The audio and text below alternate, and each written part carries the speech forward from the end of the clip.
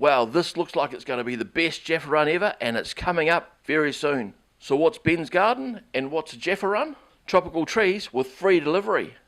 That means super good prices and free delivery in Auckland or anyone down along this line. And this time we're also going to Hamilton, which really means it's a JAFFA-Tron run. JAFFA-Tron. In this video, we'll go into some detail about these plants so you can see which tropical tasty fruit you'd like to choose for your garden. Because you can't get BensGarden plants from anywhere else, only from us. Check out the plants on this run with really good prices. Even better when there's no delivery costs.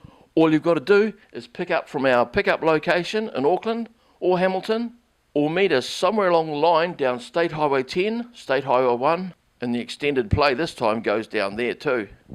A JAFFA-RUN is simply when we have to go to the container yards to pick up some imported goods, because with an import license we import all kinds of things and sell them.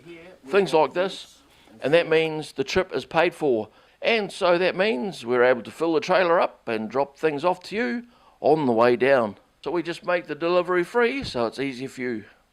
So we have all of these plants, but also things like this, and this, and this, and this, and all of those.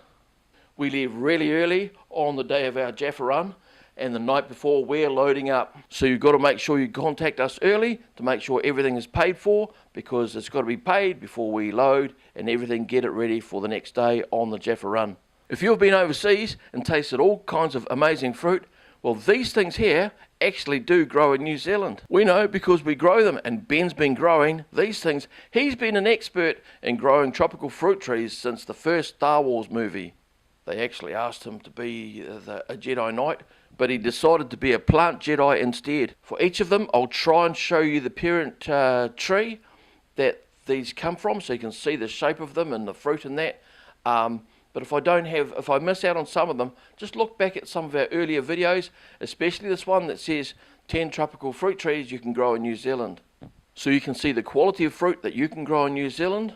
Of course they take the right kind of care, but we've got the right kind of advice, and we've got the best varieties that we've picked out over the years. A lot of these are really easy to grow. These ones here, anyone in New Zealand can grow them. These ones would grow anywhere a Feijoa would grow. Those ones anywhere an orange would grow. These ones are like it warm, so put it somewhere warm, maybe under the eaves next to something warm, or even put a cage around it. Just 4 posts and some plastic or something. Watch our other videos to see about that. And for these ones, the best results in a greenhouse. A greenhouse, but they're too expensive, and what a hassle. Well, not even, because, oh, look at the time. The intro is taking too long. Let's get into looking at plants from this JAFFA-RUN, but I promise you at the end, if you want to know about greenhouses, look, I'm a builder by trade, and I used to teach woodwork. And so option 1 is you build a greenhouse, you ask for our plans, they're free, and I'll show you how to build something step by step. Really simple system, but very strong. But the design of it is important too, because our greenhouses, you'll see, we're able to control the temperature at a controlled rate right through the day, and that makes a big difference. Also, if you already have a greenhouse, there are ways in which you can just make a few modifications so that you can get that controlled thing too, because without that, plastic, whether you have polycarbonate, plastic or glass, when you have a bright day with bright sunshine, that converts that heat into extreme heat, far too hot, and it can kill your plants and do all sorts of things. But without it, then it's too cold. So have a look at our stuff at the end of this video. It'll be a starter for you anyway. And we've got other videos on how to look after your greenhouse, set up a greenhouse so that you get the best conditions. And here we go with the plants. We're going outside live right now. This is the list of things that we're going to have on the JAFFA-RUN, unless sold beforehand. But if you paid for it and reserved it, then it's yours, and we'll keep it for you and drop it off to you on that run. If you're anywhere down through there, we can't stop. So if you're anywhere in the Auckland area, then there's a pickup place which is in Auckland, Hillcrest. If you're there at the same time as us, you can meet us and we can have a chat and pass your plants over. Otherwise, all you do is within a week, call the number of where the pickup is and arrange a time to collect. Right, So the first thing I'll do is check to see if the camera's still going. Now the first thing has to be our papaya, because that's what we're becoming really known for. Our Red Lady, first generation Red Lady papaya. Grab one, Ben, and oh, I don't want to get left out. I'll hold one too then, eh? So they're a decent size, and there's only probably just 2 or 3 dozen are left at this sort of size, and after that there's other ones, smaller ones coming through. So put your name down quick, whichever size they are. No worries, put them in the ground and they grow really fast. They just absolutely motor. What you're trying to do is put them in the ground so that they can get enough vigor and growth, so that they can have a good trunk on them, you know, like at least this sort of thing. And you should be able to set flowers and fruit before winter. That's good because they should hold on, or at least the fruit should hold on. So you might get your first fruit, say November, December next year, or soon thereafter. These Red Lady papaya, our main work is we supply these to commercial growers, and they get some pretty massive crops out of them, like big stack, loads and loads of fruit through the main section of it. And these are a dwarf. That means in the first year of fruiting it's probably going to be something like about this sort of height, and then they'll grow a little bit over the next few years. But generally speaking, although you can grow them to be older, generally speaking, well, at least the commercial operators, they'll cut them down after about the 3rd year, because they're still producing. But in the first year, it's easy to get it to the first year, and they're producing good on their first year. So that's normally the turnaround of them. But they're only $35, and these are really good. So I would be chucking in a few of these. And just in case if your growing's not as good as somebody else you know, good idea to buy 2 or 3 or 4 or 5 and hand them around and see who grows the best ones. And if yours, something doesn't quite work out right, then you can go and visit somebody, say, hey, how are you? Nice to see you. I've got some chocolate biscuits.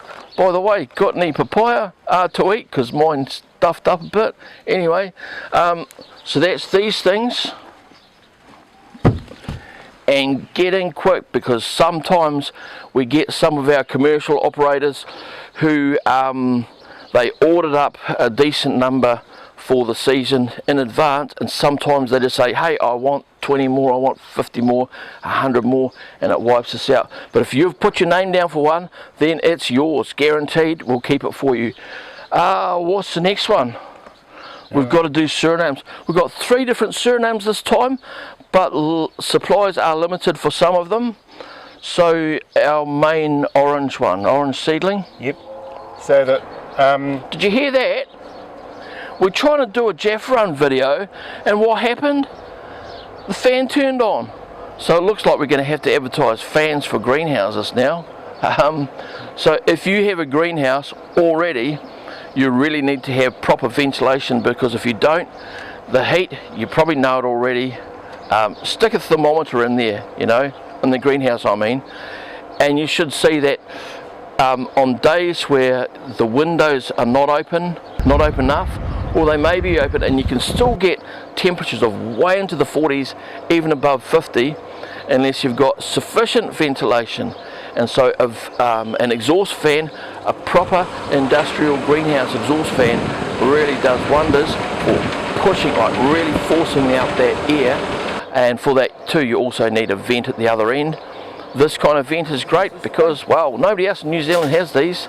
These are really good, a decent area, and they work with temperature control as well. So that one there, it opens at 30 degrees and it turns off at 29, but you can set it to any temperature that you want to. And our exhaust fan turns on at 34, shuts at 32, and we can control a really good temperature range through a long part of the day. And I can guarantee you, you can really expand the range of things that you can grow inside your greenhouse, and to a really good success level just by having those sorts of things. But watch our other videos on greenhouse control, and if you haven't got a greenhouse yet, don't just race out and buy the things that are around, like these dinky, you know, flimsy aluminium ones where the braces are all wrong. I'm a builder by trade, Used to be a woodwork teacher too. I know. I look at some of those things and I'm not surprised when now I'm starting to see people also trying to sell these little wee straps that you put over the top. Oh look, all the greenhouses are falling over and blowing in the wind. I know. Whoops, I'll just sell some straps to go over the top, and then I've sold them something else. But we've got a DIY videos how you can make your own really good ones. You only need to be able to saw a piece of wood with like this, or a skill saw, or whatever, cut it and stick things together, even just easy butt joints, really easy. Watch the video, the DIY. I've been talking too long, so I promise you, Suriname cherries, you talk about it, eh? Yeah, because I'll rave on too. Wherever the Suriname cherries grow around the world, they're an extremely great favourite of children. They really get into them. The adults they'd be more inclined to make it into a nice sauce for putting on your steak or chicken or fish. Or I wouldn't waste it on a sauce. You picked a bunch, and if you think you're going to pick enough to make a sauce or something else for it, they wouldn't last till pudding time. You got to eat them, eh? So we've got a strain that we imported from California, and we've come across one tree better than the rest that has sweet fruit. Very sweet. So we're selling seedlings of them, or cutting grown ones. Everybody always asks, have we got cuttings of them? Ones. And we often don't have the grafted or cutting ones, but we do have just a few now, eh? Just a few of each one. Not many. Yeah. And that's the orange one over here. Oh yeah.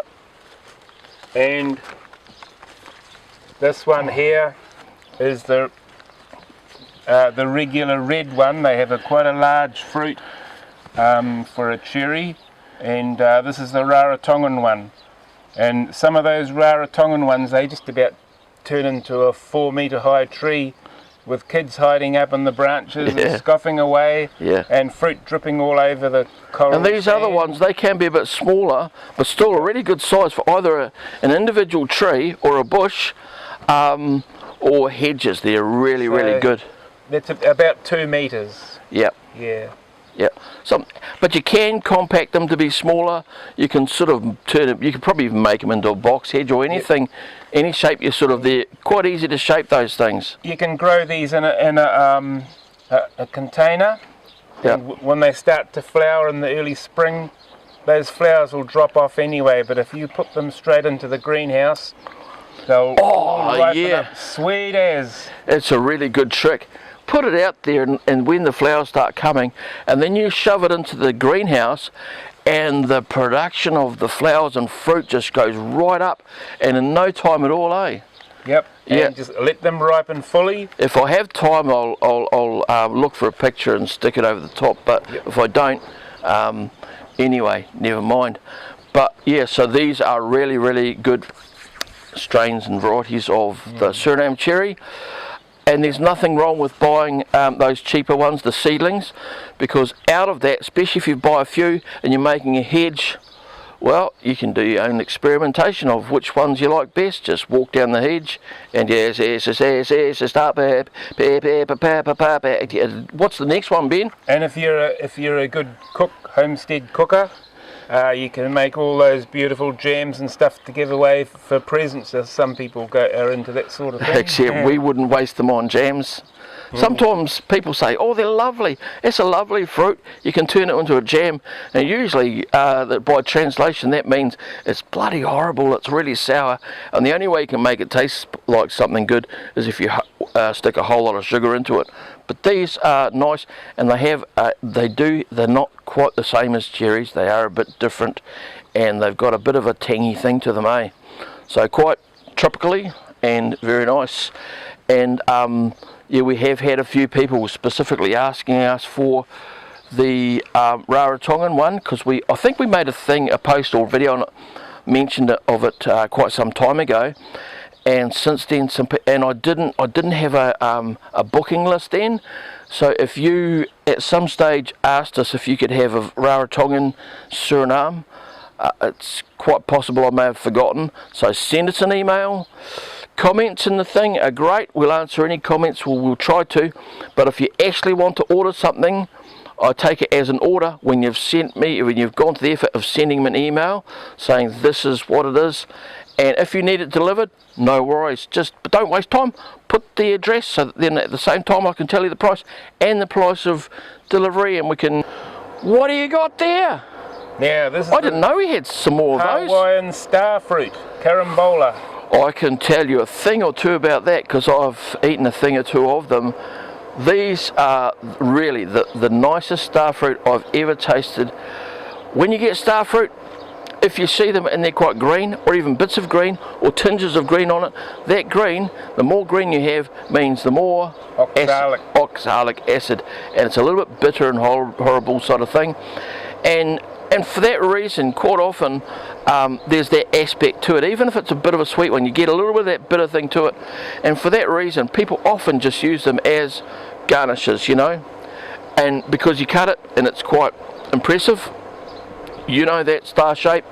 And so you'll see them, and if you travel to Malaysia or somewhere, in the airline food, starfruit, you remember that, you know, and you see them in restaurants and stuff. But as far as ones that you can just pick it and chuck it in your face and just crunch right into it, nice and sweet. But these ones are a little bit mild compared to some, and a bit of a hint of a passion fruit taste with it too, which you don't often get. And absolutely zero acid content. Yeah, and because when you do have that oxalic acid, then well, people in those countries know that if you've got starfruits, particularly when they've got the acidy content and they're a little bit greeny on the tinges or something, you don't eat them if you're if you've got kidney problems. Yeah, or if you're pregnant. Yeah. So you know that, and that's normally, and I don't have to do that anymore, you see. Like when I was eating other kinds of starfruit, I'd always have to do a pregnancy test to find out, you know, if I should be eating it or not. But there we go, we can't have too many of those, eh? No, and we've had feedback from people that these have fruited 2 years after they bought them, at a year old. Yeah. So that's pretty rapid. You don't need to grow them in a greenhouse, but if you do, and if it's got a reasonable amount of space, it will make a difference. They will grow in a decent sized tub. Now don't try and go as small as you can. People go, oh, no, this, you know.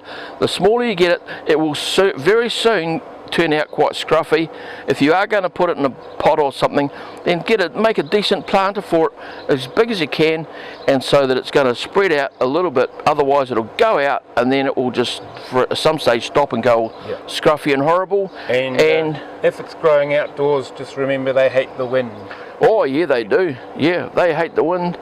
So you know, you can put it in a sheltered spot, especially for starting it off, or even long term. 2 or 3 sides plastic, one side microclimate, and over the top microclimate too. That might help. But there you go. And my favourite recipe is not really a recipe. I call it mele kalikimaka sandwich, and that's where you have cut slices of this starfruit and put on top of it Ross sapote. Just, you know, smear it on the top, and that's just absolutely beautiful. So we'll have to show you the Ross sapote. You might as well, seeing as we're talking about it. Speak of the devil, or the Ross sapote. Anyway, of those last plants are really easy to grow. This one is a little bit more towards ninja level, or at least just wanting to put a bit of care into it, to making sure, well, you keep an eye on it really. Now you'll see that it looks very similar to the lucuma, but it is a bit more tropical. Because one of them's the same and the other one's different. Yeah, so you don't want to plant this anywhere where you get more than the lightest of frosts. Yeah. Yeah, and but even in a greenhouse is good too. Yep. Or in an area where you could have something like it's next to a retaining wall, near a house, near something that might give a bit of heat off it, and all of that. Thank you very much. Next one. But there's hardly any of those. On that one there, I don't think we'll post those.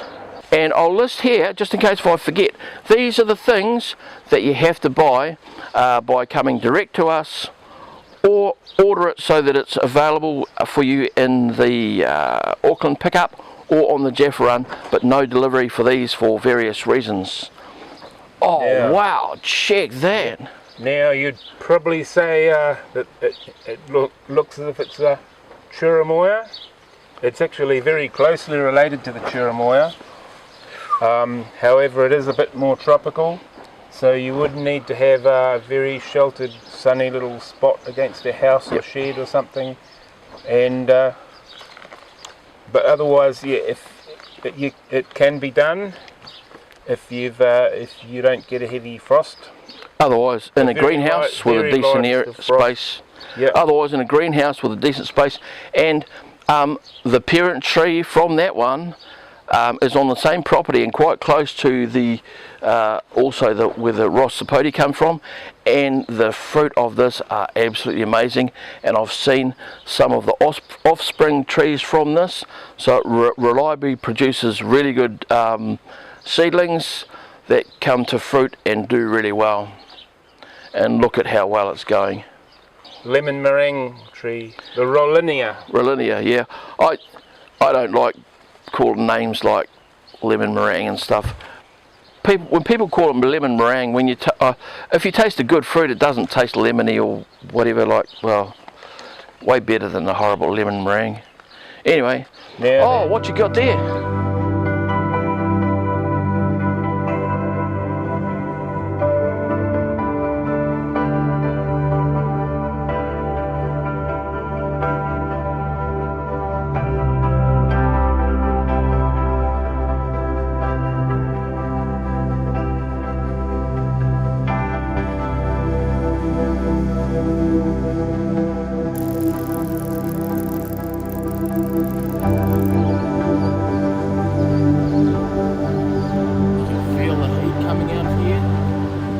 I know that it's 30 degrees. That's a nice little snack fruit when you're out in the garden.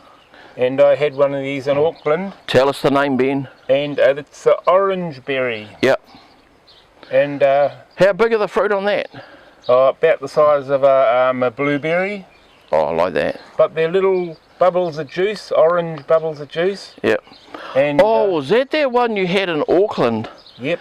And you had like just a few, like how nearly every day, even in winter. Yeah, I was able to pick a few each day, right through the year. Well, that's a good snack, it's a nice little snack. Do they stay on the tree a bit before they fall off? Yep. Yeah. So if you go off for a few days, they're still there. They're still there. And there you go. And so the taste, well, they call it orange berry, and it's also called gin berry, and that you'd be right on both accounts. It tastes a little bit, I don't know what gin tastes of, but it's got the taste of a gin and Fanta. Yeah. What happens with that? Look, some people call that a Fanta berry, eh? Yep, Fanta berry. What happens, this is what you want to try and do. You grow this to a big tree, and then if one area, like a branch, for some reason dies and it falls off and you get like a dried stick, you know. It's like you put that up here. Fanta, stick, fantastic. That's what it is. Alright, what's the next one, Ben? Oh, look. Oh, Ben got the big one. Look at these nice plants. Now these, normally mangoes don't really, not quite as vigorous as that, about 75%, but these have been really, really well performing for us. These are the Indian Kesar mango. Yeah, they're beautiful. And they're just absolutely vigorous. And from the same source, the fruit, I brixed them for brix levels, and I've got to share my records because if I go by memory, I think I know how sweet it was, but they were really, really sweet. But I won't say it until I can check my records. But yeah, super sweet mangoes. They were beautiful, and they seem to be hardier than other ones, or at least this particular strain or source that we've got. We'll be doing another video soon just on some mangoes that we've got growing up there. So we are growing them outside, and we've found a good way of growing them. And you might say, oh yeah, that's easy because you're way up in Kaitaia. Oh yeah, but like we don't get the hottest days of the year. Most days it's somebody else that's hotter. And, But we've got some. We'll tell them in the next video, eh? in Auckland, I had a tree in a big barrel in front of the sunny end of the house, and which was the opposite end to the cold end of the house. honestly, the leaves, I checked up on the internet of what the maximum size for mango leaves are, and my mango leaves were about that much longer than the longest recorded mango. Wow. I guess the foliage was quite large too, hey? Yeah, and Yep. we had fruit off that too in Auckland, and they tasted really, really nice. Yeah, good. Yeah. Well, what have we got now? Oh, let's get this out of here, out the way first, eh? Because these things are tickling my bum.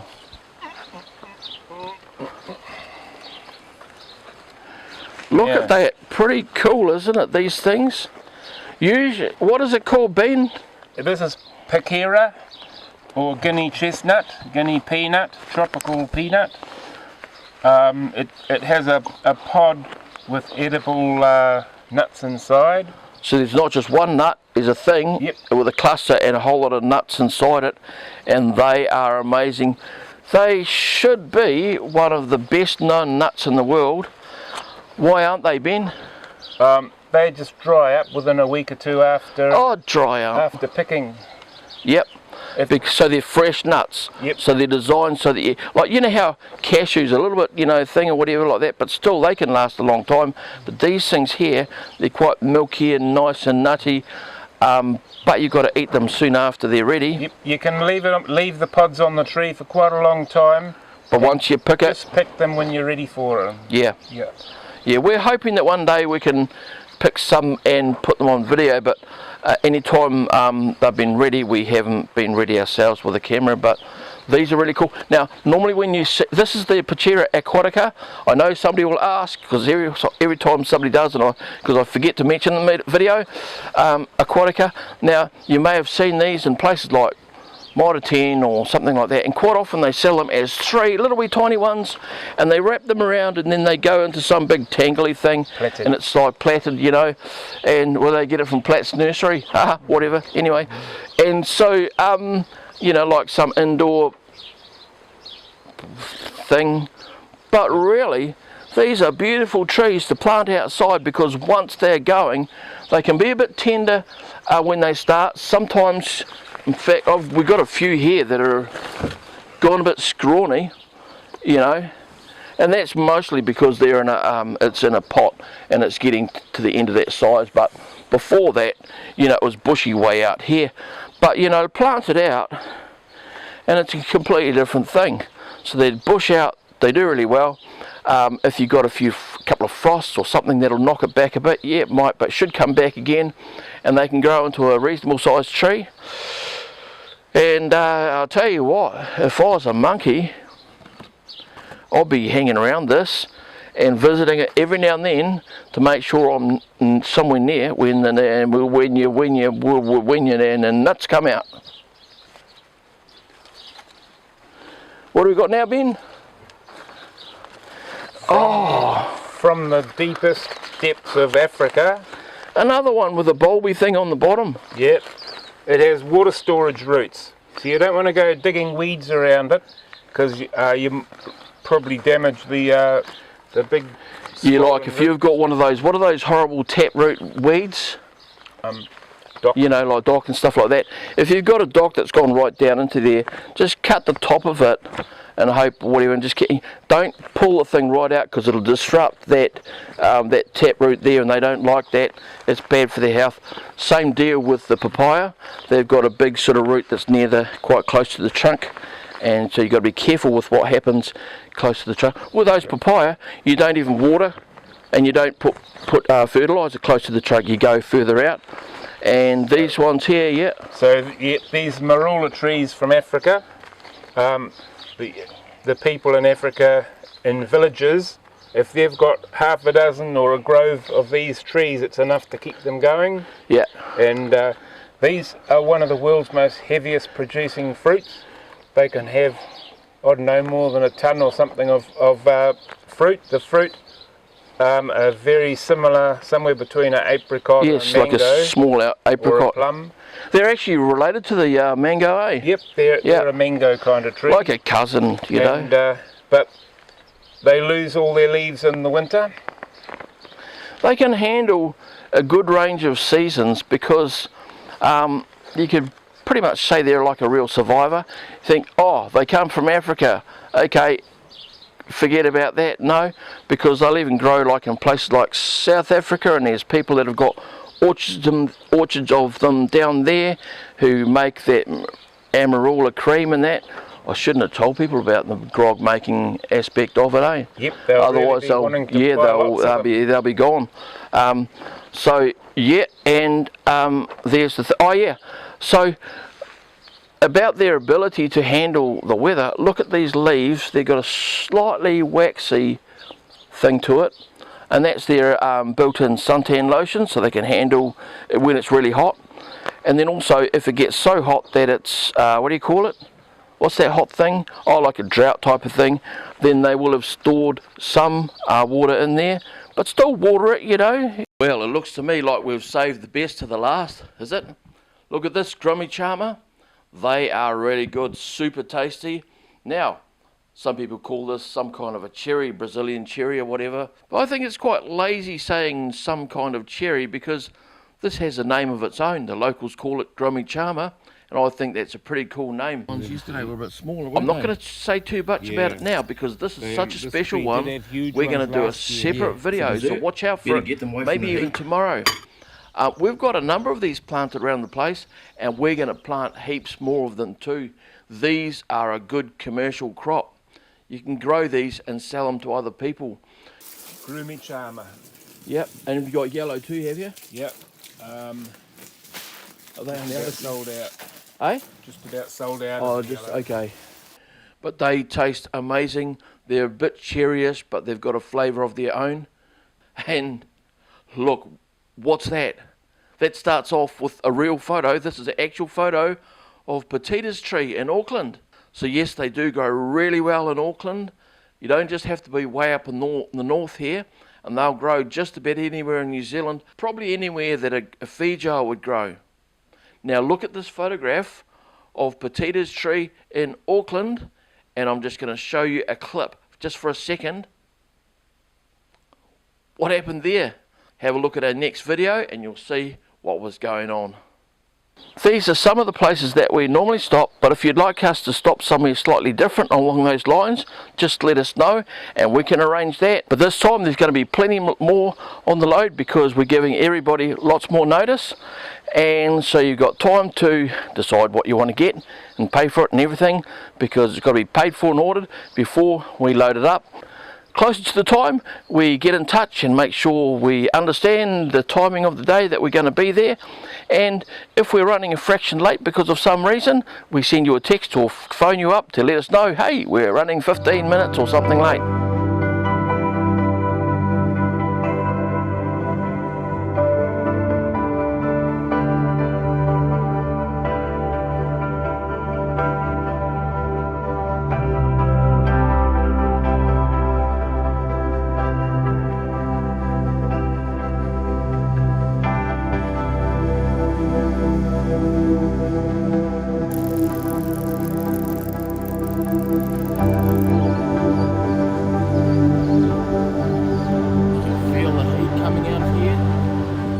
I know that it's 30 degrees